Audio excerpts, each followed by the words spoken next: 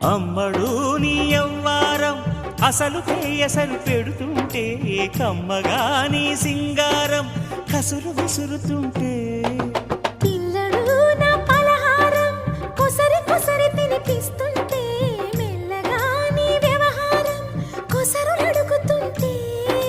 చిన్ననాడి అన్న ప్రసన అయ్యిందో కన్యదాని వన్నె ప్రసన అవ్వాలోయ్ అమ్మ చేతి గోరు ముద్ద తిన్నాను అందగాడి గోటి ముద్ర కావాలో